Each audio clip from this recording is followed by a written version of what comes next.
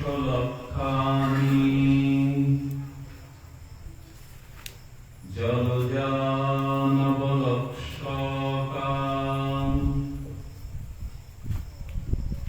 ঈর্মিজা রুদ্রলক্ষানি দশলক্ষানি পক্ষিণাম পশু ত্রিয়ংশতিলক্ষানি চতুষ্ফললক্ষানি পামরা। কলিপাবন অবতার শ্রী শ্রীকৃষ্ণ চৈতন্য মহাপ্রভু পরম পতিত পাবন পতিত উদ্ধারণ পতিত তারণ দয়াল নিত্যানন্দ প্রভুর অপরণ সম্পায় রাধা মাধবের অকীর্তি করুণায় বঙ্গ বসুন্ধরা কঠিনী তটে শ্রী শ্রী কেশবব্রতের মধুসূদন মাসিস্থ আজ শ্রী হরিবাসর তিথি, আজ মাধব তিথি, ভক্তি তিথি, শ্রী শ্রী একাদশী ব্রতের এই মহেন্দ্রক্ষণে গাবতস্থিত মহাপ্রভুর প্রিয় ভক্তগণে পরম প্রীতি অনুরাগে কেশবব্রত কারণে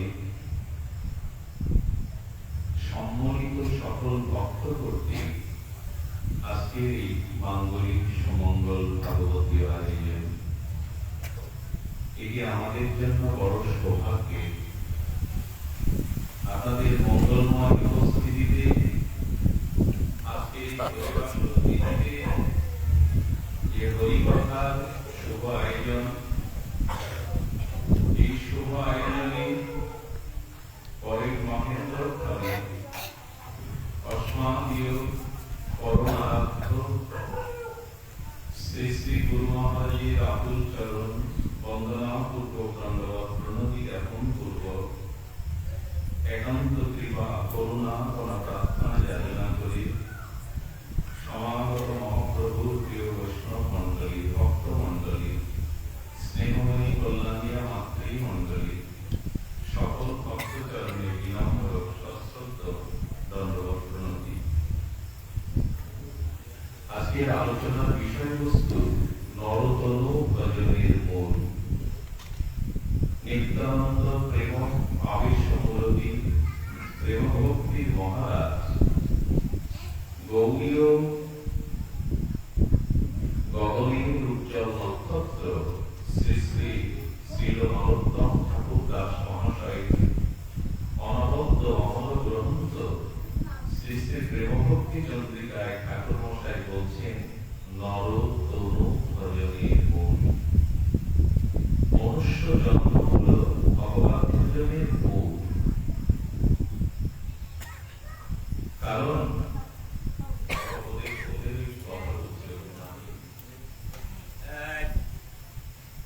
কারণ আমাদের বললাম তো নিচে নাম বিশ্বলক্ষানি।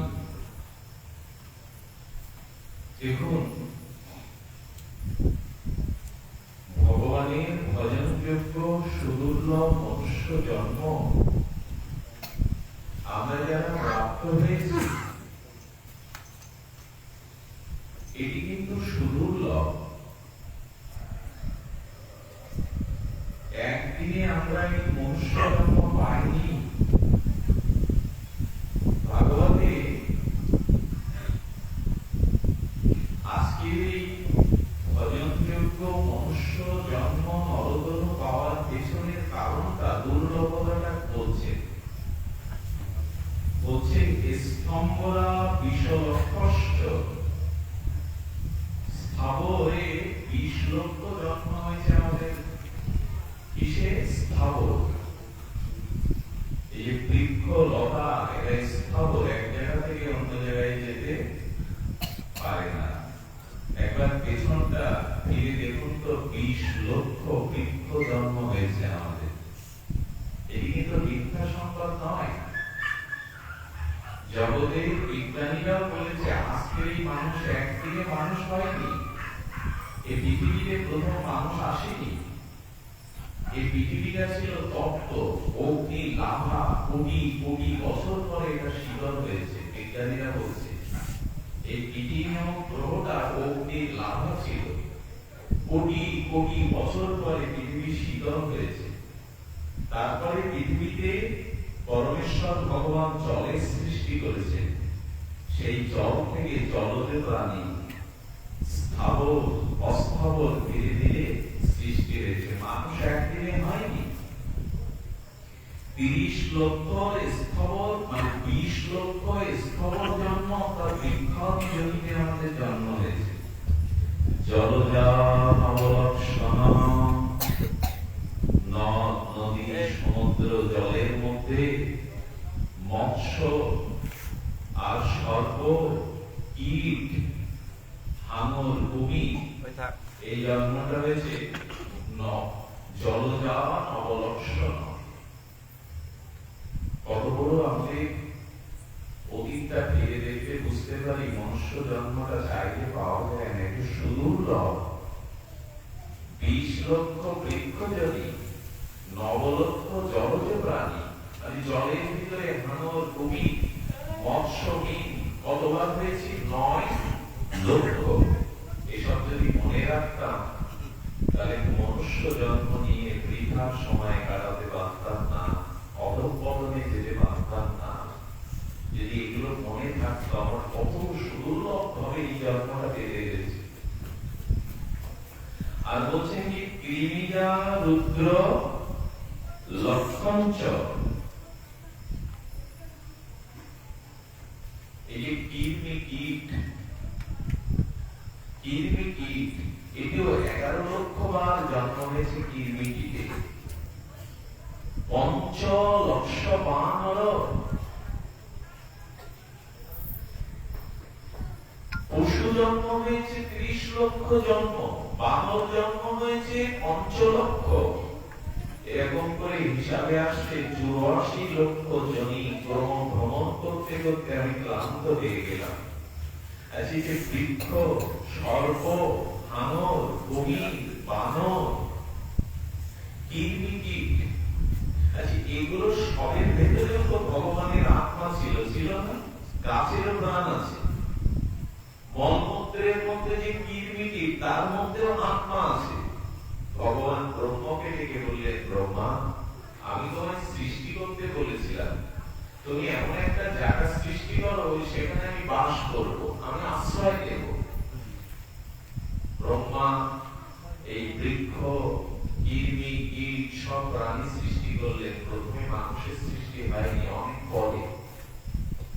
ভগবান তখন বললেন, ব্রহ্মা আমার জন্য মানুষ ঘর করে কেন, বাস করবে বলে তো ব্রহ্মাকে ভগবান বলছেন তুমি এমন কিছু ঘর তৈরি করো যেখানে আমি বাস করে শান্তি পাবো, আনন্দ পাবো। তো ব্রহ্মা বললেন, এসব প্রাণী বললেন, ভগবান তার মধ্যে প্রবেশও করলেন, করে বলছেন আমি কি মনের মতো আনন্দ পেলাম না ব্রহ্মা, তুমি এমন একটা গৃহ বা ঘর তৈরি করো যেখানে আমি অবস্থান করলে গেলে খুব আনন্দ পাবো, সুখ পাবো। ব্রহ্মা 1 বছর ধরে চিন্তা করে পেলেন না, এত ঘর করলাম, এই কীট পশু পাখি এত ঘর করলাম, ভগবান তো সবার মধ্যে আত্মা রূপে গেল কিন্তু শান্তি পাচ্ছে না, এখন কি ঘর তৈরি করব? আমি কোন ঘর তৈরি করব যে যাতে ভগবান প্রবেশ করে অবস্থান করে বাস করে সুখ পাবে? 1 বছর পর ব্রহ্মা ভগবানের চরণে নিবেদন করে বলছেন, প্রভু আমি পেলাম না, 84 লক্ষ ঘর তৈরি করেছি, 84 লক্ষ প্রাণী, তবু তুমি কিছুতে আনন্দ পেলে না, কিন্তু আমি খুঁজে পাচ্ছি না যে কোথায় প্রবেশ করলে, কোথায় বাস করলে তুমি আনন্দ পাবে।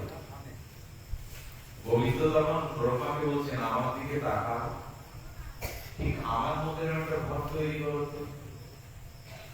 আমাকে দেখছো চরম থেকে মাথা পর্যন্ত আমার মধ্যে একটা ঘর তৈরি করো, সেইভাবেই আমি থাকবো।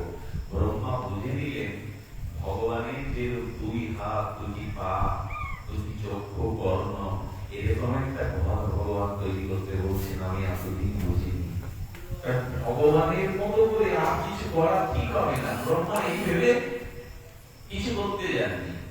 ব্রহ্মা খুব যত্ন করে ভগবানের মতো একটা ঘর তৈরি করলেন। সেই ঘরটার নাম হলো, যেখানে ভগবান বাস করে আনন্দ পাবে, সেটা হলো আমাদের এই মনুষ্য দেহরূপ ঘর। ভগবান প্রবেশ করে বললেন, ব্রহ্মা, এতদিনে তুমি সৃষ্টির মহিমা রক্ষা করেছো, সৃষ্টির শ্রেষ্ঠকে সৃষ্টি করেছো, 84 লক্ষ প্রাণীর মধ্যে প্রবেশ করে আমি কোন আনন্দ, এই আমার মনের মধ্যে তুমি একটা ঘর সৃষ্টি করেছো। ব্রহ্মাকে আশীর্বাদ করলেন ভগবান। মনুষ্য সৃষ্টি হলো ভগবানের অনুরূপ করে। সর্বোত্তম নরলীলা নরভব হয় তার স্বর্গ। তো ভগবানের মতো আমাদেরও সৃষ্টি করার পরে ভগবান মনুষ্য এই দুর্লভ ভজনযোগ্য শরীরে প্রবেশ করে বলছেন, ব্রহ্মা, এবার আমার সুখ হবে, আনন্দ হবে, লীলা হবে। ব্রহ্মা তখন দাবি করলেন, প্রভু, তাহলে আগে যে ঘরগুলো তৈরি করেছে এগুলো ভেঙে ফেলি। এই যে মৎস্য, কুর্ম, বৃক্ষ, লতা, যা যা প্রাণী সৃষ্টি, এই ঘরগুলো ভেঙে ফেলি, ও ঘরে তো তুমি আনন্দ পাচ্ছ না। ভগবান বললেন, না, ওই ঘরগুলো রাখো, তার প্রয়োজন আছে। কি প্রয়োজন? যারা এই মনুষ্য দেহরূপ আমার আশ্রয় পেয়ে, আমার ঘর পেয়ে ভগবানের ভজন করবে না, সাধু সঙ্গ হরি কথা ভজন করবে না, ওই ঘরগুলো রেখে দাও। আমি আবার ওদেরকে, ওই যে মানুষ আমার ভজন যদি না করে, আমি আবার ওই ঘরে ওদের রাখার ব্যবস্থা করবো, ওই ঘরে ওদের বাড়াবো। এই জন্য শাস্ত্রে বলছে, পশু হইতে মানুষের ভেদ পাইলা। আমরা সকলের অন্তরালে মাঝে মাঝে এমন কর্ম করি, সেই কর্মগুলো পশুদের কর্ম। আমিও করি, আমরা করি। বিবেক যখন আমাদের কথা বলে, তখন বলে, আমি এই কাজটা করলাম কি করে, আমার দ্বারা কি হলো কি করে, এটা হলো। আমরা গত জন্মে তো পশু, পাখি, কীট, পতঙ্গ ছিলাম, সেই স্বভাবটা এখনো পুরোপুরি আমাদের মধ্যে থেকে যায়। মানুষ তো বিবর্তনবাদের মধ্যে দিয়ে, যারা একটু লেখাপড়া করে, চর্চা করেন, তার বিজ্ঞানীরা হচ্ছে বিবর্তনবাদের মধ্যে দিয়ে আজকে এই মানুষ সভ্যতা। একদিনে মানুষ হয়, এই যে বানর, গাভী, এই হতে হতে হতে হতে বন মানুষ, এই হতে হতে আজকে এই সভ্য মানুষ। একদিনে মানব সভ্যতা আসে, বিবর্তনবাদের মধ্যে দিয়ে মানব সভ্যতা এসেছে। বানর, হনুমান, এরা আমাদের পূর্ব জন্ম। এই জন্য বানরের অনেক কিছু মানব দেহে অংশে ওরা থাকে। তো বলছেন, মনুষ্য জন্ম পাওয়াটা দেব দুর্লভ, এই কথা কার না জানা। তো সেই দেব দুর্লভ মনুষ্য জন্ম পেয়ে আমরা ভগবান ভজন যদি না করি, ভগবানের মর্যাদা যদি না রাখি, তাহলে ব্রহ্মাকে ভগবান বলে দিয়েছেন, ওই ঘরগুলো রেখে দাও। পশু পাখি জন্তু জানোয়ার যে ঘর, যাতে আমি প্রবেশ করবো, রেখে দাও, কারণ এরা ভজন না করলে এদের আবার ওই ঘরে রাখার ব্যবস্থা করতে হবে। এই জন্য নরতনু ভজনের মূল। মনুষ্য জন্মটা, সংসার করাটা মূল না। বহু ছেলে মেয়ে, স্ত্রী পুত্র, চাকরি ব্যবসা আছে, টাকা রোজগার করতে হবে, খাওয়াতে হবে, ওদের প্রতিপালন করতে হবে, কিন্তু এটা গৌণ, মুখ্য হলো ভগবান ভজন। এইগুলো না বুঝলে কিন্তু প্রথমেই জীবনের অঙ্ক পাতাতে ভুল হলে ভাগ করা মিলবে না। প্রথমেই যদি অঙ্ক পাতাতে গিয়ে ভুল হয় সূত্রে, তাহলে ভাগফল, সূত্রে যদি ভুল হয় ভাগফল মিলবে।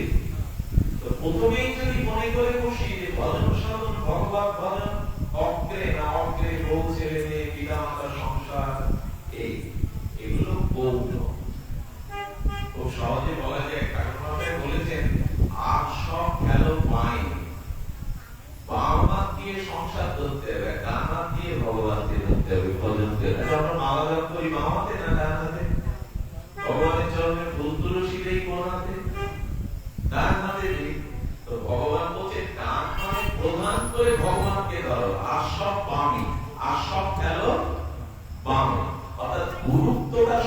সংসারকে কম দাও, ঈশ্বরকে গুরুত্বটা বেশি দাও, ভজনকে গুরুত্বটা বেশি দাও। আমাদের কি তাই হয়েছে? অনেকে হয়েছে, আপনাদের আমার তো হয়নি। আমি বেশি করে গুরুত্ব দিয়েছি ভোগ, সংসার, স্ত্রী, পুত্র, মোহ, আর ঈশ্বরকে কম গুরুত্ব দিয়েছি। এটাই তো অঙ্কে ভুল হয়ে গেল। প্রথমে ভাগফল কি করে মিলবে? মেলে না মিটাই মানুষ মরার আগে কি বলে জানেন? কিছুই পেলাম না। নিচে এরকম খুব সুর দিয়ে দিয়ে বলে সংসার মিথ্যা, কিছুই পেলাম না, সব অসার, কেউ কারো না। কথাগুলো বলে কখন? একেবারে শেষ এসে বলে বলে কিছুই পেলাম না, কেউ আপন না, এই সংসার কেউ কারো না। আরে বাবা, এইটাই তো তোমাকে আগে বুঝতে হতো। এখন বুঝে আর তুমি কি করবে? এই জন্য সময় গেলে সাধন, সময় তো চলে যাচ্ছে, তখন বুঝে কি করবে তুমি? আর বুঝবে। ওমারাম আচারিত প্রাজ্ঞ প্রহ্লাদ, ভক্তরা প্রহ্লাদ বলেছেন ভজন সাধন বৃদ্ধ বয়সে হবে না। ওমারাম আচারিত প্রাজ্ঞ, যারা প্রকৃত সুবুদ্ধমান তারা যৌবনেই ভগবত ভজন, কৈশোরে কিশোর অবস্থাতেই ভগবত ভজন শুরু করবে। বৃদ্ধ জরাব্যাধিগ্রস্ত মানুষের দ্বারা ভগবত ভজন সম্ভব নয়। এই জন্য কৌমারাং আচারিত প্রাজ্ঞ, প্রহ্লাদ মহারাজ বলছেন কৈশোরের ভগবানই ভজন করবে, না হলে ভুল হয়ে যাবে। তো এই জন্য বলছেন যে ভগবত ভজনটা আমরা কি করব? প্রমাদেন তৎকারণ্য স্বভাবত্তম মোহেন নাস্তিকতান্ত পূর্ণত্তম জ্ঞেয়ম। বর্তমান সময়ে নাস্তিকতায় ভরে গেছে। বর্তমান সময়ে ভোগ বিলাস, বিত্ত, বৈভব, আসক্তি, প্রবৃত্তি, এতেই মানুষ মেতে রয়েছে। আর বর্তমান জগতের চিত্র ভাব দেখে কলির ব্যাস অবতার বৃন্দাবন দাস ঠাকুর কি লিখছে দেখুন। তো ব্যাখ্যাতে লিখছেন বৃন্দাবন দাস ঠাকুর কি লিখছেন? কৃষ্ণ নাম ভক্তি শূন্য সকল সংসার চৈতন্য ভগবান। বৃন্দাবন দাস ঠাকুর ছিল, উনি বর্তমান অবস্থা থেকে লিখছেন চৈতন্য ভগবতে কৃষ্ণ নাম ভক্তি শূন্য সকল সংসার প্রথম কলিত হইল ভবিষ্য আচার। কলির শেষে যা যা ঘটবে, কলির শুরুতেই ওটা ঘটে যাচ্ছে। কি ঘটবে? পিতা মাতা সন্তানকে গলা কেটে হত্যা করবে, আর সন্তান পিতা মাতাকে হত্যা করবে। আর কি করবে? মানুষ মন্দ বুদ্ধি হয়ে যাবে। সুবুদ্ধি মানুষের মাথায়, মন্দ বুদ্ধি তার সুমন্দ, মন্দ মায়া। কলিযুগের মানুষের মেধাটা সু হবে না, তাদের মন্দ বুদ্ধি, সৎ যেটা সেটি তারা ধরতে পারবে না। এই সন্ধ্যায় দেখুন অনেকগুলো মন্দিরে ধূপ দেওয়ার লোক নেই, প্রদীপ দেওয়ার লোক নেই, কিন্তু গ্রামের লোক চাপ দোকানে যান, ওইখানে দেখুন অন্তত 20টা লোক বসে বসে চা খাচ্ছে আর সামাজিক রাজনৈতিক পরনিন্দা এগুলি করছে।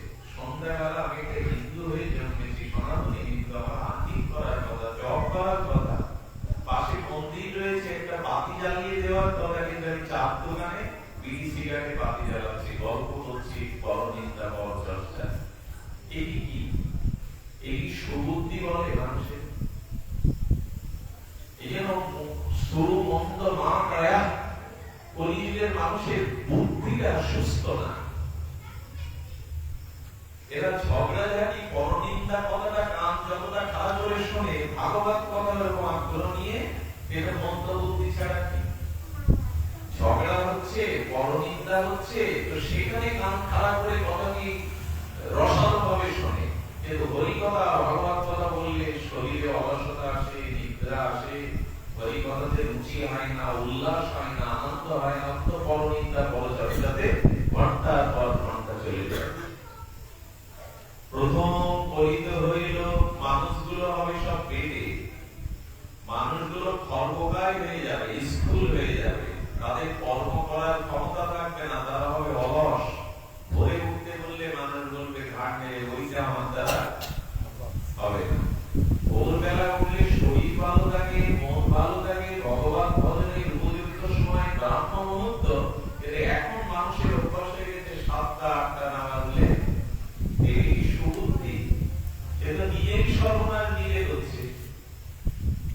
ব্রাহ্ম মুহূর্তের শয্যাত্যাগ এই প্রতিটি মানুষের সুস্বাস্থ্য, মানসিক স্বাস্থ্য, আধ্যাত্মিক ভজনের প্রবল অনুকূল। এটা বলছে যে প্রথম গণিত হইল ভবিষ্য আচার। মানুষের জীবনে অস্থিরতা নেমে আসবে, পারিবারিক শান্তি থাকবে না, ধর্ম কর্ম লোক সব এইমাত্র জানে, মঙ্গল চণ্ডীর গীত বড় জাগরণে। বৃন্দাবন দাস ঠাকুর বলছেন ধর্ম কর্ম কি হবে?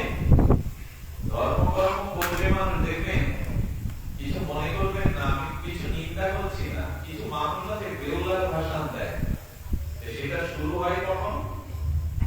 আগের দিন সন্ধ্যায় বা বিকালে শুরু হয়, পরের দিন দুপুর বিকাল পর্যন্ত চলে। বছরে একবার করে ওই দেবে, কিন্তু বছরের হরিনাম সংকীর্তনের দল থেকে বৈষ্ণব থেকে একটু হরিনাম দেবে না। তারা মনে করে এই মঙ্গল চণ্ডীর গান এইগুলি তাদের কাছে বছরে একবার করে গরুরাদের পূজা দেবে, লক্ষ্মী পূজা দেবে, ছেলে মেয়ে লেখাপড়া করে সরস্বতী পূজা দেবে। ধর্ম কর্ম বলতে মানুষ এরকম একটা ভাব, 5 দিন দুর্গা পূজা হবে, বছরে একটু সরস্বতী পূজা দেব, লক্ষ্মী পূজা দেব, একটু মঙ্গল চণ্ডীর গীত গাইব, বেহুলার ভাষণ দেব। এই কিন্তু মানুষ গোবিন্দ ভজন, ভগবান ভজন এটা নিত্য নৈমিত্তিক। নিত্য নৈমিত্তিক ভজনে কারো আগ্রহ নাই। ভগবানের চরণে প্রতিদিন একটু তুলসী দিতে হবে, একটু ভগবানকে একটু ভোগ লাগাতে হবে, এই একাদশী তিথিগুলো অন্যান্য তিথিগুলো পালন করতে হবে, জন্মাষ্টমী ব্রত, মহাপ্রভুর আবির্ভাব তিথি, নিত্যানন্দ প্রভুর আবির্ভাব তিথি, নৃসিংহ চতুর্দশী, এই জিনিসগুলো, বামন দ্বাদশী, এই জিনিসগুলো পালন করতে হবে। এটা নিত্য নিরন্তর করা। এই জন্য তিনি বলছেন, কি বলছেন, না ব্যাখ্যানে যুগ ধর্ম কৃষ্ণের কীর্তন। না, কোথাও কোনো দৈবতার ব্যাখ্যা তেমন নাই, কৃষ্ণ গুণকীর্তন নাই। এখন যারা নামের দল চালায়, যে আপনারা আসেন খুব কষ্ট হয়, এ আসে তো আসে না, দুজন আসে তো দুজন আসে না। যেসব গ্রামে নামের দল আছে তাদের খুব কষ্ট, খোল বয়ে নিয়ে যেতে হবে, চাকি বয়ে নিয়ে যেতে হবে, বাড়ি নিয়ে যেতে হবে, অথচ লোক দেখে পাওয়া যাবে। দলগুলো চলছে ওইভাবে। বলছে না ব্যাখ্যানে যুগ ধর্ম কৃষ্ণের কীর্তন। কোথায় যুগ ধর্ম সংকীর্তনে আমরা অংশগ্রহণ করি না? দোষ বিনা গুণ কারো না করে কীর্তন। দোষ ছাড়া কারো গুণ কেউ এখন দেখে, মানুষ সারাদিন মধ্যে গুণটা দেখে না, যার ভিতরে যেটুকু গুণ আছে ওইটুকু কীর্তন করে না। সব কারণে দোষ দেখাটা আমাদের একটা রোগ হয়ে গেছে। খুঁজে খুঁজে অন্বেষণ করে করে কার ভিতরে কতটুকু দোষ আছে এইটা বের করবার জন্য আমরা ব্যস্ত। এই জন্য বৃন্দাবন দাস ঠাকুর বলছেন দোষ বিনা গুণ করে, গুণ কারো না করে কীর্তন। সবখানেই কোথাও না কোথাও ওই দোষের কীর্তন, গুণ কারো কীর্তন করবে না। সকল সংসার মতো ব্যবহার রসে, কি পদ বলেছেন বৃন্দাবন দাস, সকল সংসার মত ব্যবহার রসে। ব্যবহারিক রস মানে সাজ গোজ, খাওয়া পরা, পোশাক আশাক, আত্মীয় স্বজন, বেড়ানো, এইগুলো ব্যবহার রস। আর এই ব্রতাদি করা, তিলক মালা নেওয়া, ভগবানকে একটু ভজন করা, সাধু সঙ্গে আসা, হরি কথা শোনা, এইগুলো পারমাত্মিক রস, এইগুলো ভগবান রস। আর খাওয়া পড়া, বেড়ানো, ভোগ বিলাস, এইগুলো সব ব্যবহারিক রস। তো বৃন্দাবন দাস ঠাকুর এখন কি বলছেন? বলে সকল সংসার মত ব্যবহার রস। সকলে আমরা খাওয়া পড়া, ভোগ বিলাস আর সংসার নিয়েই ব্যস্ত। সংসার রসে কৃষ্ণ পূজা, কৃষ্ণ ভক্তি কারো নাহি আসে। বৃন্দাবন দাস ঠাকুরের কলম, উনি সাক্ষাৎ ব্যাস অবতার। বলছেন ব্যবহার রসটাই আমরা খুব পরিপাটি, কিন্তু আমাদের ভিতরে কৃষ্ণ পূজা, কৃষ্ণ সেবা নাহি আসে।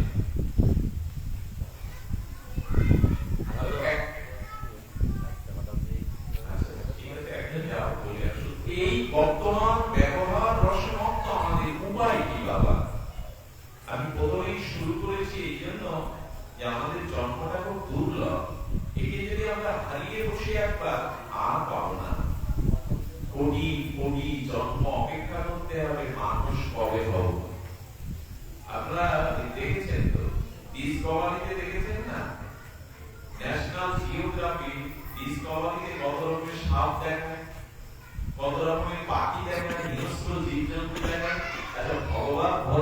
করে মরে গিয়ে যদি পাক খাইয়ে মায়ার পাক খাইয়ে ভগবান আমার ওখানে ফেলে দেন, আবার কবে মানুষ হব, কত কোটি জন্ম লেগে যাবে, মাথা ঘুরলেও তো আর মনুষ্য জন্ম পাবো না।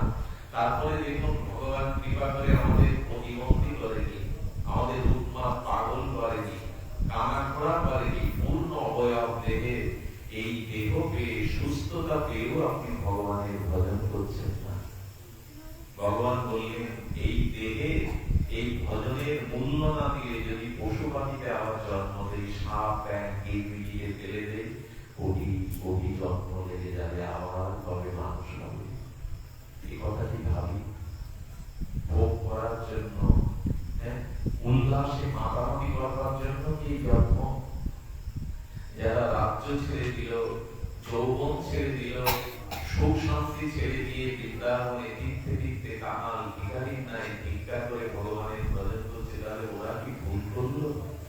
রূপ সনাতন ভুল করলো না আমরা ভুল করছি? এই বিচার কি একবার করি না?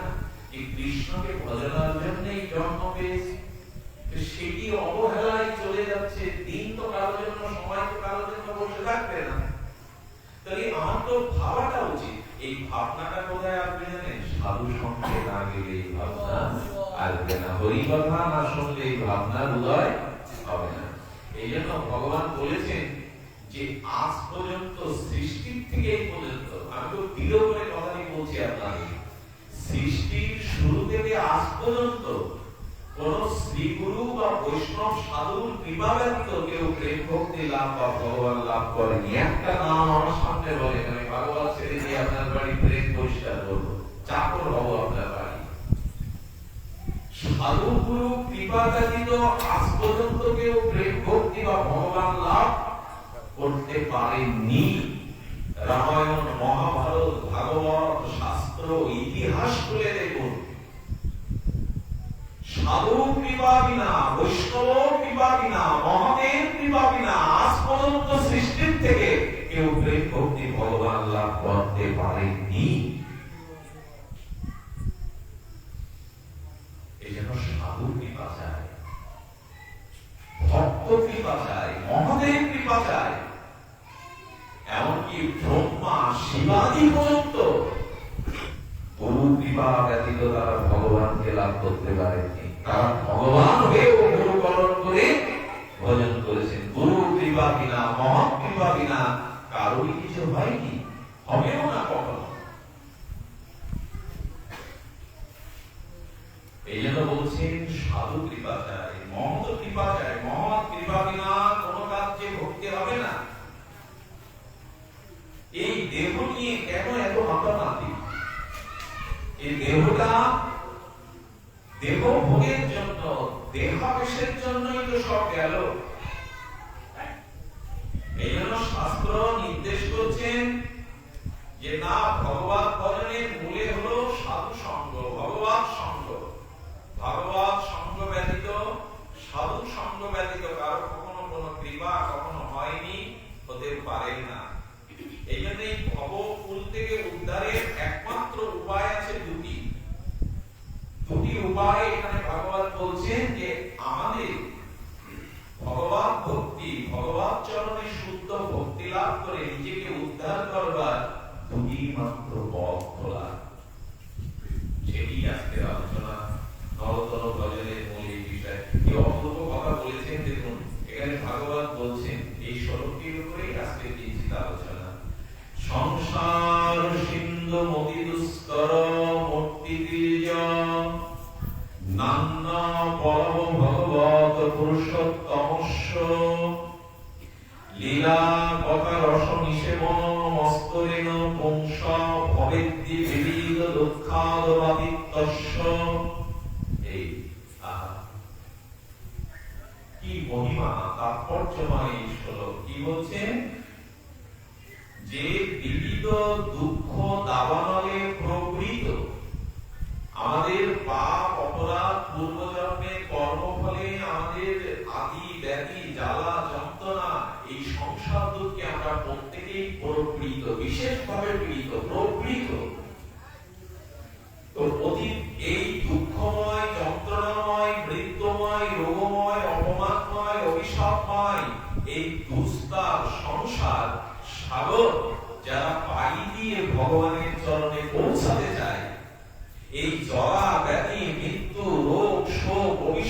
দুস্তার সংসার পাড়ি দিয়ে, সাগর পাড়ি দিয়ে যারা রাধারানীর চরণে, গোবিন্দ চরণে পৌঁছাতে চায়, তাদের কি করতে হবে? তারা বলছেন যে ভগবানের রসনী সেবন, ভগবত কথা, ভক্ত কথা শ্রবণ, কীর্তন রূপ নৌকা একমাত্র আশ্রয় করতে হবে সংসার পাড়ি দেওয়া। একমাত্র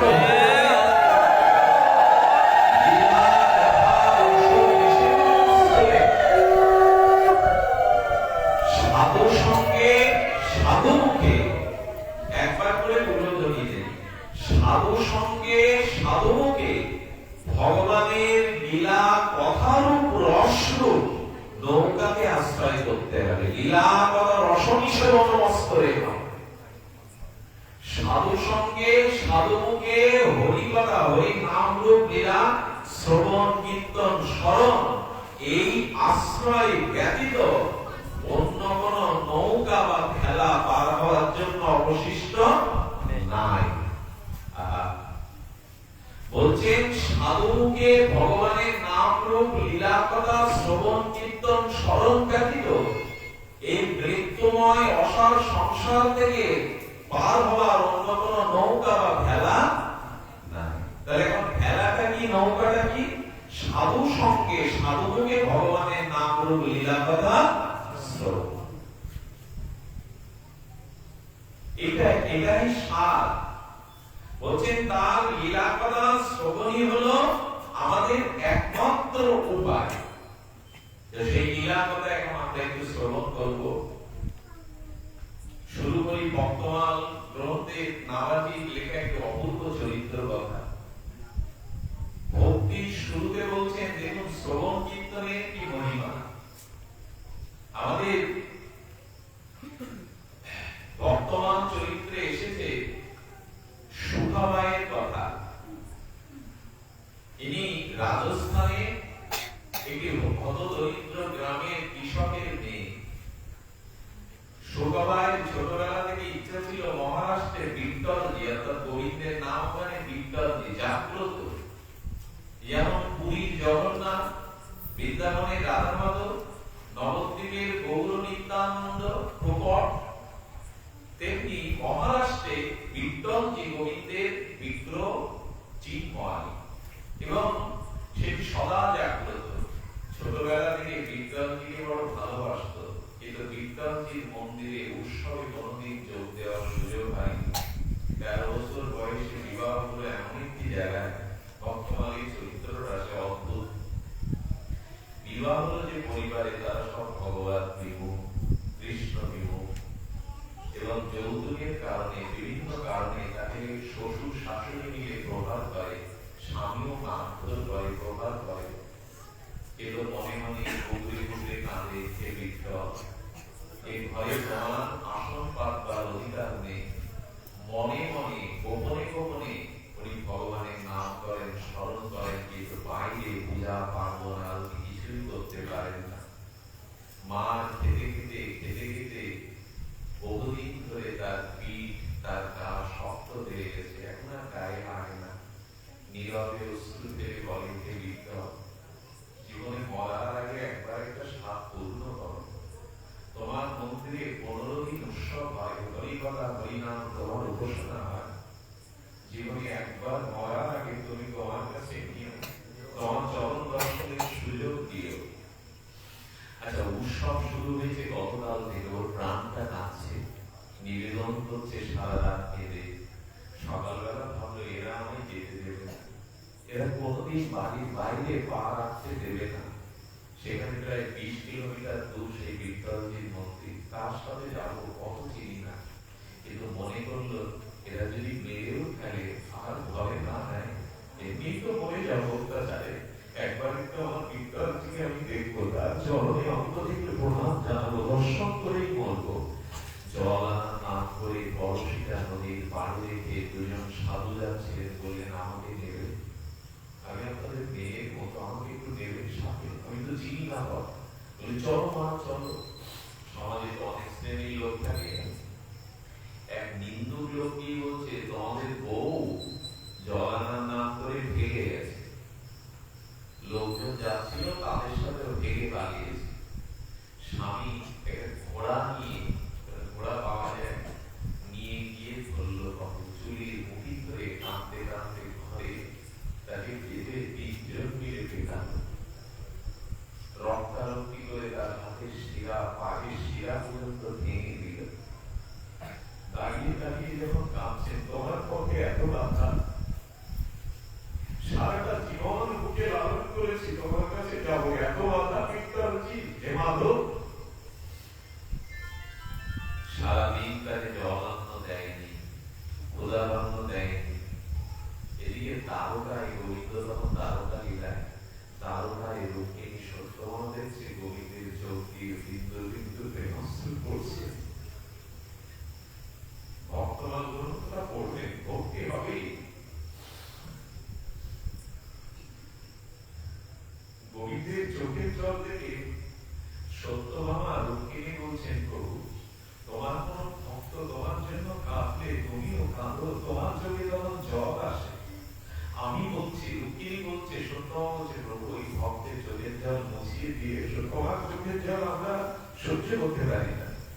তুমি ভক্ত কাঁদলে তুমিও কাঁদো, যাও কোনো ভক্ত সংকটে পড়েছে তুমি তার জন্য কাঁদছো, আমরা অনুমতি দিচ্ছি, যাও গোবিন্দ। কথাটি আমরা তো শুনলাম, কোন ভক্ত যদি সংসারের জন্য না, রোগ শোকের জন্য না, ছেলে মেয়ের অসুখ বিসুখের জন্য না, ভগবানকে পাচ্ছি না এই ব্যথায় যদি দুটা প্রেমস্ত্র ধারে গোবিন্দের চোখে তার দ্বিগুণ জল গড়িয়ে পড়ে, তার হৃদয়টা খুব কমন, তিনি ভক্ত বৎসল। গোবিন্দ কি বলেছে জানেন? ওই বাড়ির সামনে এসে একটা মহিলার রূপ ধরেছে, মহিলার রূপ ধরে ঘরে গিয়ে বলছে, সুখবাই, সুখবাই আমি এসেছি, আমি কে তুমি জানতে চেও না, তবে আমার মন্ত্র জানা আছে, আমি তোমার রূপ ধরছি, তুমি আমাকে দড়ি দিয়ে ঘটিতে পারো, আর আমি তোমাকে আমার রূপ দিচ্ছি, তুমি ঘর ছাড়াতে বিদ্যাপতির মন্দিরে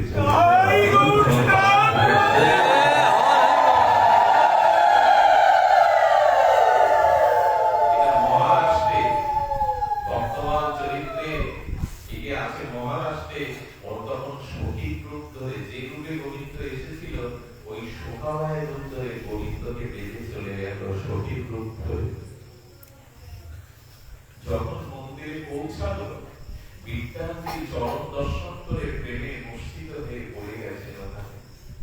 যিনি পূজারী ছিলেন তিনি দেখলেন এই সাধারণ না, এই অস্ত্র পুলক এই প্রেম ভক্তি দেখে বুঝলেন এর ভিতরে পূর্ণ ভক্তি আছে। কে তুই মা, কে তুই? এমন ভাব তো সকলের মধ্যে থাকে না।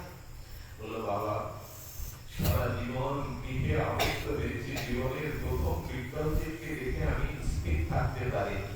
বলে, মা কটা দিন থাক, এইখানে থেকে বিদ্যাপতির সেবা কার্যটা কর মা আমার সাথে। সুলক্ষণা দেখে ভক্তির লক্ষণ, অষ্টসাত্ত্বিক বিকার থেকে বললে মন্দিরের সেবা পেয়ে গেল। এদিকে গোবিন্দ রূপী সুখবাই কি বলছে?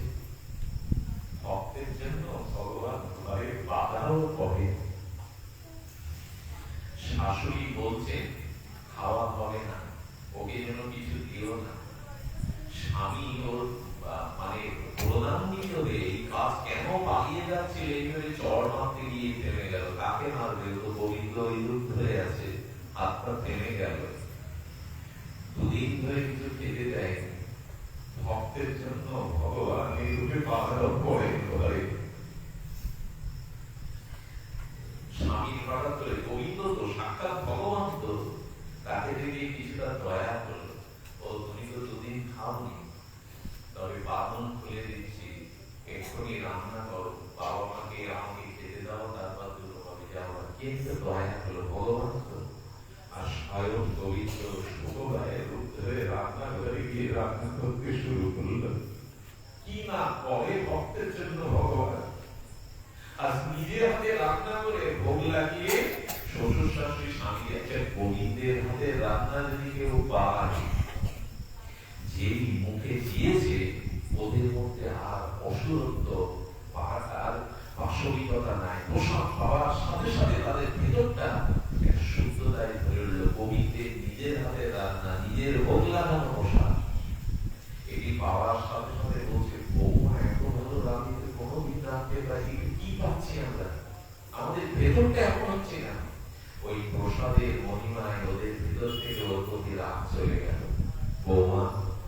ঘরে শান্তিতে থাকো। এমনি করেই পুরো ঘরটা বদলে ফেললো গোবিন্দ। ঝাড়ুদার থেকে শুরু করে, রান্না থেকে শুরু করে সবার সেবা করে যেতে লাগলো। এই করতে করতে 15 দিন অতিবাহিত হয়ে গেছে। 15 দিনে উৎসব দিকে শেষ। ঘটনা যেটা ঘটলো সেটা বড় মর্মস্পর্শী ঘটনা। 15 দিন যেদিন উৎসব শেষ হবে সেদিন কীর্তনটির চরণ জড়িয়ে ধরে শোকবায় বলছে, তোমার চরণ থেকে আমাকে আর ওখানে পাঠিও না, আমি আর ফিরে যেতে চাই না। তুমি যেখানে থাকো, তোমার ভজন, তোমার অষ্টম যেখানে, তুমি পারো না আমাকে তোমার চরণে নিয়ে নিতে। এই আকুতি জানাতে জানাতে চরণ ধরেই প্রাণ ত্যাগ করে দিল সকালবেলায়। ওই গ্রামেরই এক বৃদ্ধ ছিল বলে তো আমাদের ওই বাড়ির শোকবায়। ওকে মারতো, ওরা গালি দিত, পড়ায় এসে মারা গেল। মন্দির কমিটি তখন ওর চিতা জানতো, ওকে ওইখানে পড়ানোর ব্যবস্থা করলো। গ্রামের ওই বৃদ্ধরা দেখেছে। এদিকে রুক্মিণী চিন্তা করলো, যতদিন সুখবায় ওই বিয়ে ফিরে না যাবে ততদিন গোবিন্দ রূপ ধরেই তো সব করবে। ভগবানকে কতদিন ওইভাবে সে রান্না করছে, ঘর ভক্তের জন্য ভগবান কি না করে। 15টা দিন তার দাসীর মতো স্বয়ং গোবিন্দ শোকাবায়ের রূপ ধরে ওই কাজ করে যাচ্ছে। এদিক থেকে রুক্মিণী ওই শ্মশানে, রুক্মিণী ভগবানের শক্তি, সর্বশক্তি। রুক্মিণী ওই চিতাভস্যটা নিয়ে মন্ত্রপুত করে শোকাবায়কে আবার সৃষ্টি করলেন। রুক্মিণী দেবী পারে ভগবানের শক্তি, তো সেই লাভিনী শক্তির অংশ রুক্মিণী দেবী শোকাবায়কে বললেন, তোকে আর কেউ মারবে না, তোকে কেউ মারবে না, স্বয়ং গোবিন্দ তোর ঘর বুঝিয়ে দিয়েছে, যা মা ঘরে যা, আর কেউ তোকে কখনো কষ্ট দেবে না। ওইখানে গিয়ে বিগ্রহরূপে সেবা করো, না হলে গোবিন্দ ওখান থেকে আসতে পারবে না। সখী রূপ ধরে ফিরে এসে আর ঘরে প্রবেশ করলো। আর গোবিন্দ সখীর যে সখী রূপ ধরে এসেছিল সেই সখী রূপ ধরে রুক্মিণীর সাথে চলে গেল আশীর্বাদ করে। ওই যিনি পোড়াতে রেখেছিলেন শ্মশানে গ্রামের বৃদ্ধ, তিনি এসে বলছেন, তোমরা কোন বৌমাকে ঘরে ঢুকিয়েছ? আরে ও তো মারা গেছে, পিশাচি পেতনি, দেখো তোমাদের সবকিছু শেষ করতে এসছে। বৌমা সঠিক করে বলো, তুমি কি মারা গিয়েছিলে ওখানে? তবে ঘরে যে ছিল সে কে? এতদিন ধরে কে আমাদের সেবা শুশ্রূষা করলো, কে? পুরো ঘটনাটাই তখন শোকবায় বললেন, স্বয়ং গোবিন্দ এসে এই কাজ করে গেছে, আপনাদের সেবা করে গেছে। যেখানে তারা তো ভগবান, ওইখানে লুকিয়ে পড়লেন। ভগবান ভজনের বিশুদ্ধ মন্দির হয়ে উঠল গৃহ। এই জন্য আমাদের একটুখানি লক্ষ্য করতে হবে। লক্ষ্যটা হলো এই, যাতে ভগবানকে একটু ভজবার মতো উৎকণ্ঠা, আকাঙ্ক্ষা শোকাবায়ের মতো আমাদের থাকে। শোকাবায়ের চরিত্র আজও রাজস্থানে ঘরে ঘরে গীত হয়, কীর্তন হয়, তার গুণগাথা। একটু ভগবানকে চাইতে হবে, মনে প্রাণে তাকে একটু ভালোবাসতে হবে, মনে প্রাণে তার জন্যই একটু হৃদয়ে অনুরাগ, প্রীতি, ভক্তি এগুলো নিবেদন করতে হবে। তবে ভক্তি কেমন জিনিস জানেন? এটা যত লুকাতে পারে। আচ্ছা, আমার কত সোনা দানা টাকা বাড়ি আছে, এটাকে আমি বলবো, হাজার কথা বললেও ওর মধ্যে কি ওই কথা বলবো? আজকে ভক্তমালের কথাটা মনে পড়ছে। একাদশীর দিন একটু ভক্ত চরিত্রই আমাদের আশ্চর্য বিষয়।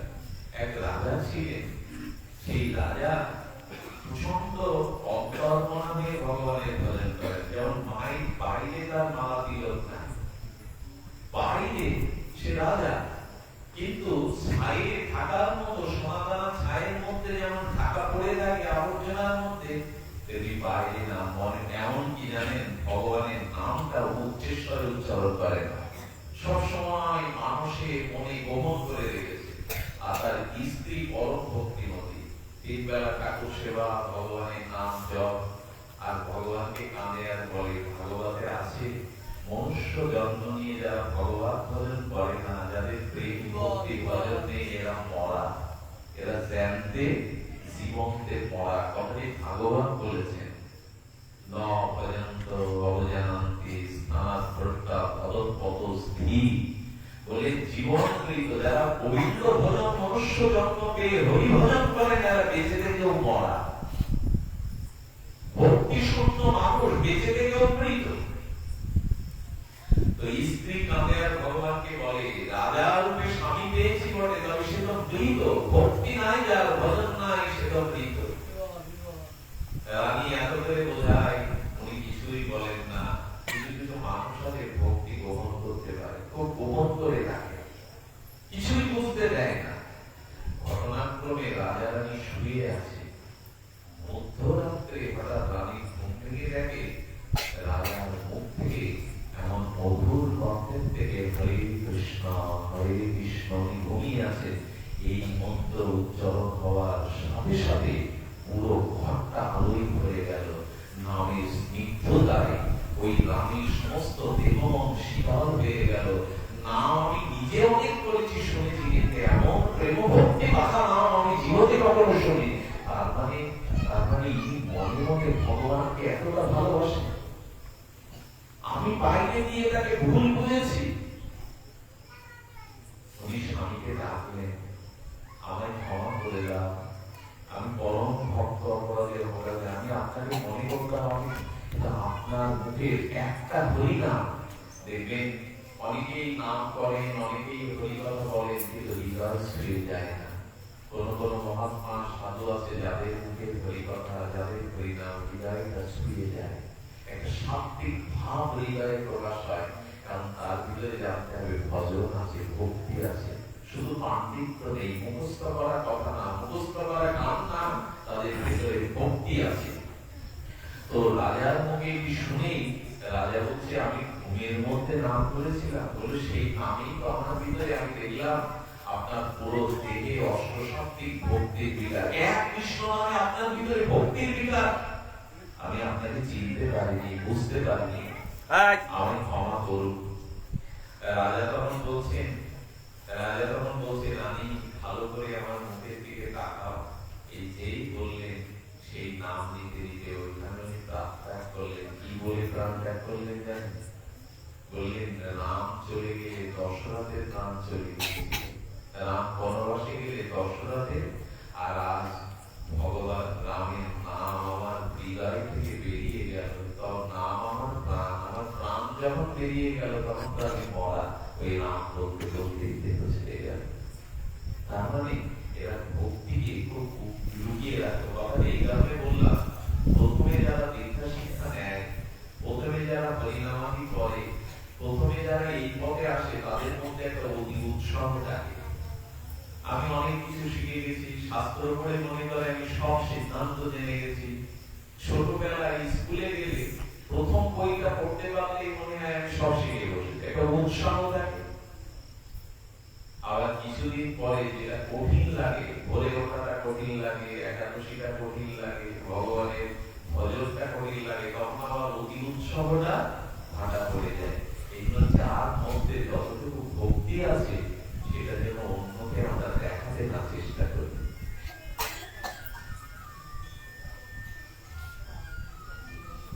অন্যকে যেন আমরা ওটা দেখাতে, ভক্তি সবসময় এটা লুকিয়ে রাখতে হয়। কথায় কথায় যেন নিজেকে প্রকাশ না করি, আমি নির্জলা একাদশী করি, আমি 1 লক্ষ নাম করি, আমি অমুক করি, তমুক করি। ভক্তি কখনো প্রদর্শন করবেন না। তবে হ্যাঁ, যিনি আচরণ করেন তিনি অন্যের মঙ্গলের জন্য, অন্যকে প্রেরণা দেওয়ার জন্য বলতে পারেন, বাবা এটা করলে ভালো হয়, কিন্তু আমি করি, আমি দেখাই, এটা যেন এর ভক্তির অপরাধ এসে যায়। ভক্তি কখনো বাইরে দেখানো জিনিস নয়। এই জন্য বাবা সকল, মা সকল বাইরে হরির নাম যেভাবে করুন না কেন, একটু ভিতরে ভিতরে, অন্তরে অন্তরে ভগবানের নাম, ভগবানের গুণগাথা, এগুলি চেষ্টা করুন। এগুলি একটু ভেতরে ভেতরে আমরা যেন ভক্তিটাকে একটু প্রদর্শন না করে। এটা বর্তমান যুগটা কিসের যুগ বাবা? বিজ্ঞাপনের যুগ। যে যত বিজ্ঞাপন, যে যত প্রচার করতে পারবে। আরে বিজ্ঞাপন কি, এখন তো মাইকে প্রচার ছাড়া, সাইনবোর্ড লেখা ছাড়া, এখন সব বিজ্ঞাপনের যুগ। যে যত বেশি বিজ্ঞাপন করতে পারবে সেই জিনিস তত বেশি। কিন্তু শুদ্ধ ভক্তরা তা চান না। শুদ্ধ ভক্তরা চান ভক্তিকে হৃদয়ে গোপনে তো আমরা এই রাজার চরিত্র দিয়ে এইটুকু জানলাম যে না, শুদ্ধ ভক্তি ভেতরের ভাবটাকে আমরা যত সংগ্রহণ করতে পারি, যত লুকিয়ে রাখতে পারি, লোককে দেখাবার ভাবে কিন্তু একটা সময় অপরাধ হয়ে যাবে।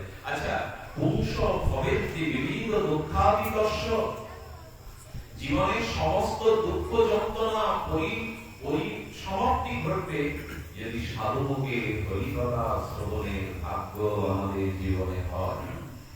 হরিকথা শ্রবণের মধ্যে দিয়ে আমাদের প্রকৃত কল্যাণ, প্রকৃত মঙ্গল, বিবিধ দুঃখের হাত থেকে আমরা নিষ্কৃতি পেতে পারব। সাধু সঙ্গ এবং হরিকথা প্রসঙ্গ এই দুটোর মধ্যেই আছে পারের নৌকা, পারের ভেলা। আর কোন এই মা এই তোমরা একটু ওইদিকে যাও, বাবা খেলা করো, ওইদিকে কত আমরা এই হরিকথা শ্রবণ কীর্তনেই যেন আমাদের একমাত্র গতি। বাবা শুরু করে দিই, হরিকথাতে রুচি আনুন, শ্রবণে রুচি আনুন। হরিকথাতে রুচি হলে, ভাগবত কথাতে রুচি হলে, এটাই ভক্তির প্রথম দুয়ার। ভক্ত চরিত্রে বারবার বলছেন হরিকথা শ্রবণ করো। একদিনের হরিকথা, একদিনের সাধুকে ভগবত কথা আপনার জীবনের পরম কল্যাণ বয়ে এনে দেবে, পরম মঙ্গল। কর্ণ দিয়ে হরিকথা প্রবেশ করবে আর ভক্তি প্রবেশ করবে। এই জন্য হরিকথার এত মহিমা, হরিকথার এত গরিমা। এই জন্য বলছেন যে স্ত্রীর ভগবান ধামেও লীলা কথা শ্রবণে বিরলায়। বলছেন যে ভগবানের কথা তীর্থে কেন যেতে হয়, বৃন্দাবনে কেন যেতে হয়, ধামে কেন যেতে হয়? না, ওখানে ভাগবত কথামৃত, ভাগবত গুণগাথা কোথাও না কোথাও হরিকথা, সাধু সঙ্গে হরিকথা এগুলি হচ্ছে। তো আপনাদের জীবনে এই হরিকথা সম্বন্ধে একটু বলবো যে ভগবান এই হরিকথাকে জানাবার জন্য, ভগবান ভক্তি জানার জন্য তিনি কত রূপে আমাদের কৃপা করছেন। গুরু রূপে ঘরে ঘরে দীক্ষা দেন সবাকারে, বৈষ্ণব রূপে দেন শিক্ষা, শাস্ত্র রূপে কহে জ্ঞান, আত্মরূপে অধিষ্ঠান দেখবা কারে তার উপেক্ষা। ভগবান বলছেন আমি তোকে আমার ভজন ছাড়া, আমার চরণ ছাড়া আমি কোথাও যেতে দেব না। যেমন জাল ফেলে মানুষ, জাল ফেলে সামনের মাছগুলিকে আটকাতে চায় জালের মধ্যে। গোবিন্দ বললেন তোমাকে আমার চরণ ছাড়া হতে দেব না, আমি জাল ফেলেছি। কি জাল? গুরু রূপে এসেছেন, নাম রূপে এসেছেন, শাস্ত্র রূপে এসেছেন, সাধু রূপে এসেছেন। আচ্ছা, এর পরও বলছেন আমি তোমার হৃদয়ে বসেছি আত্মা রূপে, তোমাকে আমার বলবো। এরকম করুণা কেউ করে? গুরু রূপে এসেছেন, শাস্ত্র বাণী রূপে এসেছেন, সাধু রূপে এসেছেন, বৈষ্ণব রূপে এসেছেন, আর আমার হৃদয়ে বসে বসে তিনি চাইছেন কবে তুমি আমার হবে। আচ্ছা, আমার হৃদয়ে যে আত্মা রূপে অধিষ্ঠান ভগবান আছেন, তিনি আমাকে কি রূপে চান? কি রূপে চান জানেন? সন্তান হাসপাতালের বেডে এক সপ্তাহ শুয়ে আছে, অসুস্থ, অনেকেই ঘুমায়, কিন্তু একজন ঘুমায় না, সে হলো মা। মা কাঁদে আর ভগবানকে বলে খোকা কবে ঘরে ফিরবি, কবে সুস্থ যে ফিরে আসবি, মা বলে ডাকবি। মাথায় হাত বুলাতে থাকে আর চোখের জলে অপেক্ষা করে খোকা কবে অসুস্থ হয়ে তুই মা বলে ডাকবি, কবে ঘরে ফিরে যাবি। এরকম কোটি কোটি মা মতো স্নেহ, কোটি কোটি মায়ের মতো বুকে স্নেহ নিয়ে ভগবান ওই ভবরোগগ্রস্ত জীবের মাথার কাছে জেগে জেগে বুকের মধ্যে থেকে, আপনি ঘুমান না আর আত্মা ঘুমায়, আপনার ভিতরে যে আত্মা উনি ঘুমায়, ও জেগে জেগে বলে কবে কামনা বাসনা ভবরোগ তোর দূর হয়ে আমার করে ফিরে আসবি, আমার ঘরে ফিরে আসবি। জেগে জেগে ভগবান অপেক্ষা করতে থাকে।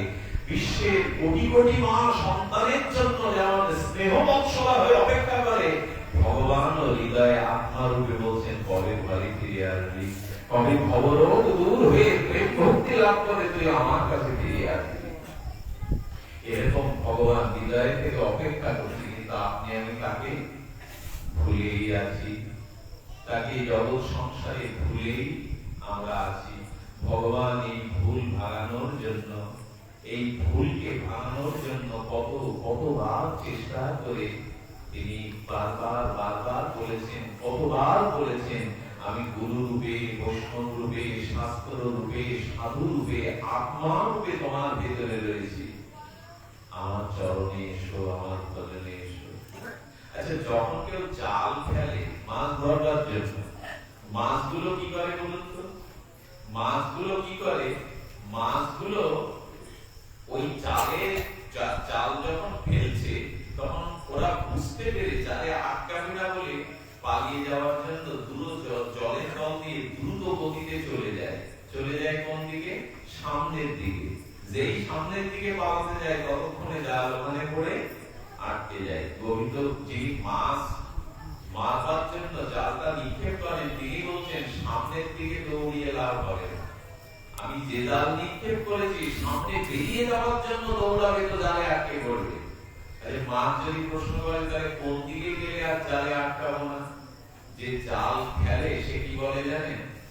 আমার পায়ের কাছের দিকে যদি এসো, সামনের দিকে না গিয়ে যদি আমার চরণের দিকে পায়ের দিকে এসো, যেখানে যে জাল ফেলে তার পায়ের কাছের মাছগুলো আটকা পড়ে, জালটা একটু দূরে গিয়ে পড়ে, দূরে গিয়ে 2 হাত দূরে গিয়ে। তো গোবিন্দ বলছেন আমি এই সাধু সঙ্গ হরিকথার জাল ফেলেছি, এর বাইরে পালাতে চেও না, পারলে এই দিকে আসো, চরণের দিকে আসো, তাহলে আর জাল তোমায় আটকাবে না। এই জন্য গোবিন্দ বলছেন আমার চরণের দিকে এসো, বাইরের দিকে যত দৌড়াতে যাবে জাল তোমায় তত ধরে পড়বে। আমার চরণের দিকে এসো। যদি চরণের দিকে আসা যায় তবে জাল আমাদেরকে আর আটকাবে না। মামির প্রতি প্রবর্তন্তে মায়ামী তন্ত্রন্তিতে। দয়া করে গোবিন্দের চরণের দিকে আসুন, ভগবান ভজনের দিকে আসুন। এই দুর্লভ মনুষ্য জন্ম হরি ভজনের জন্য, নরতনু ভজনের মূল। আমি শুরু করেছিলাম যে কথা বলে, আমরা যদি এই মনুষ্য দুর্লভ জন্ম পেয়েও হারিয়ে বসি তাহলে আমাদের কোনো গতি হবে না। এই জন্য উচিত হলো শ্রেষ্ঠ আচরণ করা। শ্রেষ্ঠ আচরণ যদি না করি, ভগবত ভজন যদি না করি, তাহলে ঘোর প্রত্যাবায় হয়ে যাবে। শাস্ত্রে বারবার বলেছেন, শাস্ত্রে কি বারবার বলেছেন? নৈষা তর্কেন মতিরা পনায়া প্রত্যনৈব সুজ্ঞানায় পৃষ্ঠ। যুক্তি তর্ক অনেক হয়েছে, এবার ওটা বাদ দাও। যুক্তি তর্ক অনেক হয়েছে, এটা আবার রেখে একটু সরল বিশ্বাস, একটু শ্রদ্ধা নিয়ে এসো।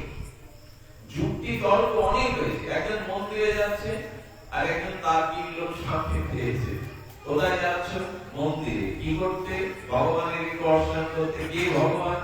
আচ্ছা, ও সামনে যদি এরকম কেউ পড়ে, আজকাল একদল লোক আছে একাদশী কেন করবে, আচ্ছা সে কি বলছে জানেন? যে যুক্তি তর্ক, আচ্ছা মন্দিরে ওই যে বিগ্রহটা কৃষ্ণের, ওইটা তুমি সৃষ্টি, তোমরা মানুষ ওই বিগ্রহ সৃষ্টি করেছে না, ওই তোমাদের সৃষ্টি করেছে। বিগ্রহটা কোন শিল্পী তো করেছে, তাহলে মানুষের দ্বারা যে তৈরি সে ভগবান কি করে? বলুন তো, এটা যুক্তি ছাড়া, কুযুক্তি ছাড়া মানুষ তৈরি করেছে ভগবান, সে ভগবান থেকে কি হবে? হাতে একটা প্রদীপ জ্বালিয়ে নিয়ে যাচ্ছিল ঢেকে ঢুকে, যেই প্রদীপের দিকে তাকিয়ে সেই বলতে গেছে আলোটা কোথা থেকে এলো, আলো দিয়ে কি হয় ভগবানের সামনে? এইসব যেই বলেছে ফু দিয়ে প্রদীপ নিভিয়ে দিয়েছে। বলে নিভিয়ে দিলে কেন? বলে নিভিয়ে দিলাম এই জন্য তুমি জিজ্ঞাসা করছিলে আলো কোথা থেকে এলো, কিভাবে এলো, কার জন্য এলো। তো তোমারই তর্ক করবার জন্য নিভিয়ে দিয়ে বললাম যেখান থেকে এসেছিল আলো ওখানে চলে গেছে, তুমি খুঁজে দেখো, একটু যাও আমার বলছে খুঁজে দেখো, ওইখানে যাও।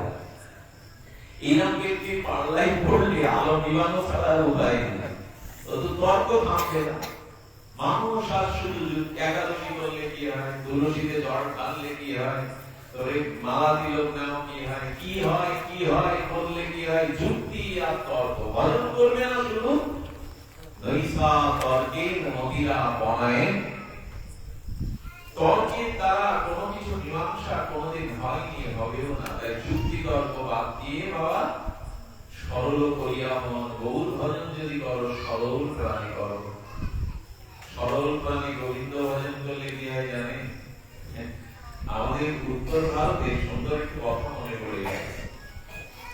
উত্তর ভারতে 5 ভাইয়ের মধ্যে একটা ভাই, সে জন্ম থেকেই সরল, কথা কম বলে, খুবই সরল। আচ্ছা, সব তার গুণ আছে, 20 বছর বয়স হয়েছে, কোনো অপকর্ম কোনো পাপ সে করেনি, সরল তো। কিন্তু একটা খারাপ গুণ তার আছে, সে 5 জনের খাবার একা খায়। সংসারে দেখবেন যারা কম খায় ওটাও জ্বালা, আর যদি খুব বেশি খায় ওটাও জ্বালা। 5 জনের প্রায় একটা খায়। এখন বাবা মরে যাওয়ার পর ভাইরা গলা ধাক্কা দেয়, বৌদিরা মাঝে মাঝে ছাই দিয়ে দেয়, কে খাওয়াবে ওরে 5 বার? 5 জনের খাদ্য, হাড়ি, অন্ন, ব্যঞ্জন সব হচ্ছে। এবং গালাগালি দেয়, অভিশাপ দেয়, রাক্ষস, কিন্তু খিদে সহ্য করে সব সরলতা আছে, কেবল এই একটা গুণ বেশি খায়। একজন ব্যক্তি খাচ্ছে যখন তখন বলছে একটু মাঝখানে 2-1 মিনিট বিরাম দাও, তো বলছে একটু জল খেয়ে নাও অন্তত। বললেন জল খাওয়ার সময় করে, মানে অনর্গল গেলে তো বলছে জল খাওয়ার মাঝখানে কোনো অবসর নেই, এত খায়। একদিন গলা ধাক্কা দিয়ে ভাতের মধ্যে ছাই দিয়ে বের করে দিয়েছে। দুঃখে কষ্টে ক্ষুধায় যন্ত্রণায় 20 কিলোমিটার দূরে এক রাম মন্দির, ওই মন্দিরের দুয়ারে বসে বসে, পাঁচিলের পাশে বসে বসে কাঁদছে। দূর থেকে ওই মন্দিরে তিনি আচার্য, উনি বুঝতে পেরেছেন একটা যুবক কাঁদছে কেন। তখন মন্দিরের পাশে, কে বাবা তোর নাম কি? নাম বললো, গ্রাম বললো, তুই কাঁদছিস কেন? বললো ক্ষুধার জ্বালায় জানি না, আমি ক্ষুধার সহ্য করতে পারি না। তোর বাড়ি ঘর তো নেই, আমার পূর্বের ঘটনা বললো। বাবাজি এসে বললেন তুই এক কাজ কর, এই মন্দিরে থাক, যাই তো হরিনাম রাম নাম করবি, তবে এখানে তোর খাওয়ার অভাব হবে না। বাবাজি ভান্ডারীকে বলে দিয়ে যখনই খেতে চাইবে ওরে 5 বেলা প্রসাদ দিও। 5 বেলা খেতে লাগলো, 15 দিন কেটে গেল, খুব আনন্দেই কাটলো। একদিন সকালে চোখ মুখ ধুয়ে দেখে রান্নাঘরে আগুন জ্বলছে না। যে রসিয়া করে সে রান্নাঘরে জানে না, যেখানে যাচ্ছে যারা সবজি করে সেখানে কোটাল লোক নেই, সব ঘুরে ঘুরে কোথাও কিছু যে করছে না। তখন বাবাজিকে বলছে, বাবাজি আর রান্নাঘরে রান্না নেই, রসুই নেই, তরকারি সবজি করা নেই। তুই জানিস না আজ একাদশী, আজ তো নির্জলা, এখানে সবাই নির্জলা করে। বাবা আমি মরে যাবো, আমিও একাদশী টসী করতে পারবো না বাবা, আমি না খেলে মরে যাবো। বললেন বাবা জ্বালাই করে আজকেও পারবি না? না বাবা আমি না খেয়ে মরে যাবো। ভান্ডারীকে যখন বলছেন রসুয়াকে, ওদের 2 কেজি আলু দাও, একটু ঘি দাও, সবজি দাও, বাবা একটু আটাও দিই। বাবা একটু আটা না দিয়ে আমি ওই 2 কেজি আটা দিয়ে দাও। ও যখন যাচ্ছে নিয়ে, তখন গুরুদেব বললেন আমার চরণে এসে পড়েছে, ওটা একটা কল্যাণ করতে হবে। বলছে শোন বাবা, এইগুলো তৈরি করে নদীর ঘাটে একটু রামচন্দ্রকে নিবেদন করে, ভগবানকে নিবেদন করে তবে খাস যা। এই কথাটিও বলে সরল তো, নিষ্পক্ত ওরা বলে এই কাঠটা জোগাড় করে ওইখান থেকে যে আলো এনেছিল তাই দিয়ে কোনো রকমে রান্না করে রুটি সবজি ঘি মাখিয়ে, এবার বলছেন গুরুদেব বলেছিল সরল তো ফাঁকি দেয় না এরা। গুরুদেব বলেছিল যেন রাম ভগবানকে নিবেদন করার পাতাতে দিয়ে আর একটু ফুল জল দিয়ে, আর ও চোখ বন্ধ করে যাচ্ছে, ভগবান আমি কোনোদিন তোমার স্তব স্তুতি জানি না, নিবেদনের মন্ত্রও জানি না, চোখের জল ছেড়ে দিয়ে বলছে রাম ঈশ্বর, প্রভু ঈশ্বর গ্রহণ করো। এই দেখুন সরলতার কি মূল্য। সরলতা যদি থাকে, পাণ্ডিত্য মন্ত্র এগুলো পাবে না। চোখের জল ছেড়ে দিয়ে যখন অনেকক্ষণ ধরে কাটছে অন্ন, তখন রাম এবং সীতা একসাথে সেখানে। সীতা বলছে ওকে দেখা দিচ্ছ কেন? বলে ও জীবনে কোনো অন্যায় কোনো পাপ করেনি, ওর একটাই অপরাধ, খায় বেশি, ক্ষুধা সহ্য করতে পারে না। কিন্তু জানো সরল ভক্ত যখন চোখের জল ফেলে, নিষ্পাপ ভক্ত আমার আসন কেড়ে যায়, করতে পারে না।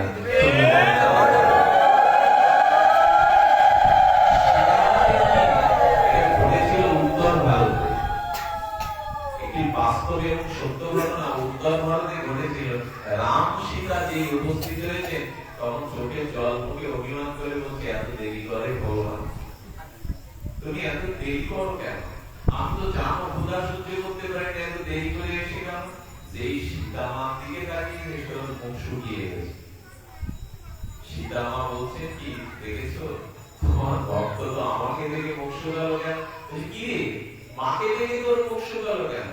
শুকালো এই কারণে, ভগবান গুরুদেব বলে দিয়েছিল ভগবানকে নিবেদন করতে। ভগবান তো দুইজন জানা ছিল, আপনারা দুইজন এসছেন, আমি তো জানি ভগবান একজন, তার মানে ওর ভাগ কম পড়ে যাবে, তো দুইজন চলে এসছে। ওর গুরুদেব বলেছিল ভগবান একজন, এখন তো আপনারা দেখছি দুইজন ভগবান এসে বসছে। সীতামা হাসি করছে না, সীতামা বলছে বাবা তোর কম পড়বে না রে, তোর কম পড়বে না, আমি দিয়ে দিচ্ছি, তুই পা, আমার দে পা। এই পাওয়াটা হয়ে যাওয়ার পরে কি বললো জানে? বলছেন প্রভু আচ্ছা আগামী দিন, আগামী একাদশীতে আমি তো আনবো, গুরুদেব মন্দিরে আমাকে এইসব করতে দেবে না, তবে তুমি শোনো একটা কথা রাখবে, আগামী দিন একবার ডাকলে এসো, আমি খোদা সহ্য করতে পারি না, তো দেরি করো কেন, আগামী দিন একটু ডাকলে এসো, সরল ভক্তের কি মহিমা।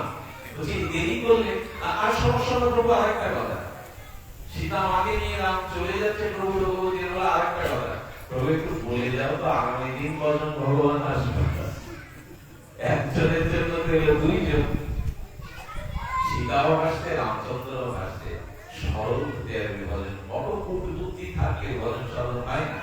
কপট যার ভিতরে কাম আছে, ক্রোধ আছে, তারাও ভগবান পাবে, কিন্তু যার ভিতরে কপটতা আছে, আমি লিখে দিতে পারি দললিখ করে, তারা ভগবানের ভক্তি কোনোদিনই পাবে না। কপটতা এমন একটা গুণ, কপাট মানে দোয়ার বন্ধ করে দেয়, ভেতর থেকে ঘরের দোয়ার বন্ধ করলে বাইরে দিয়ে ঢুকে কি করে দেবে, যে কপট তার দোয়ার বন্ধ হয়ে যায়, ভগবান চাইলেও তার ভিতরে ঢুকতে পারে না। গুরুদেবকে পরের একাদশীতে বলছে আগে তো ভাগ বাড়িয়ে দিই, 2 কেজি দিচ্ছে আলুটা, বলছি গুরুদেব ভাগ বাড়িয়ে দিই, বললে কেন? আপনি এক ভগবানের কথা বলেন, আসে তো দুইজন, একটু বাড়িয়ে দিন, আটা আলু সবজি একটু বাড়িয়ে দিন।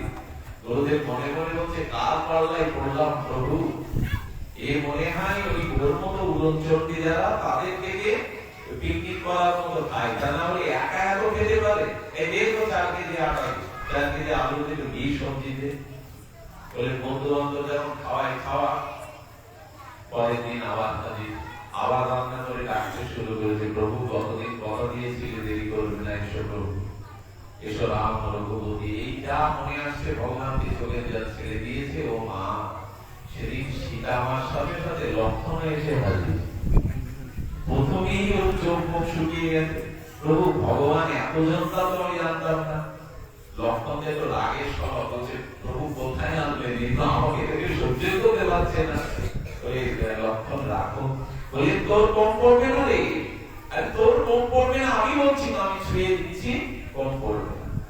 ভোগ লাগে, 4 জন বসে বসে পেল, প্রভু তুলে দিচ্ছেন ওর পায়ে, সীতামা তুলে দিচ্ছেন, ওকে তো প্রভু এদিন কি পাবে, তুলে দিচ্ছেন সব।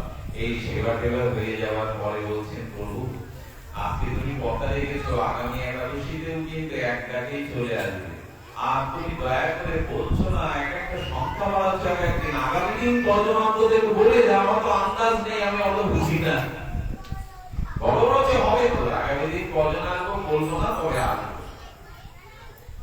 ভগবানের প্রসাদ খাওয়ার পরে চৌমুখের ভাষা বদলে গেছে, গুরুদেব দেখছে ও আর আগের মতো নেই, ওর চোখ মুখ হাব ভাব বদলে গেছে।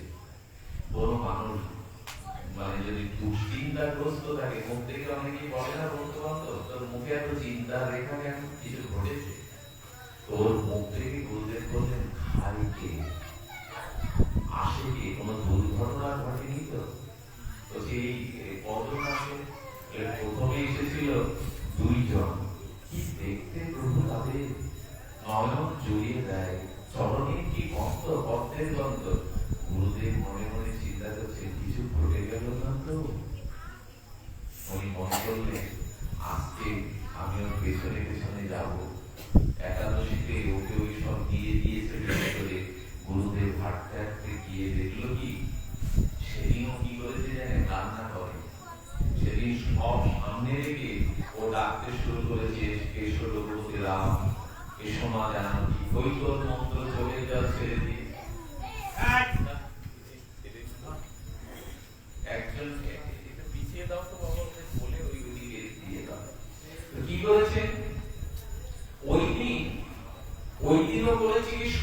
ওইভাবে রেখে ও বসে ডাকতে শুরু করেছে।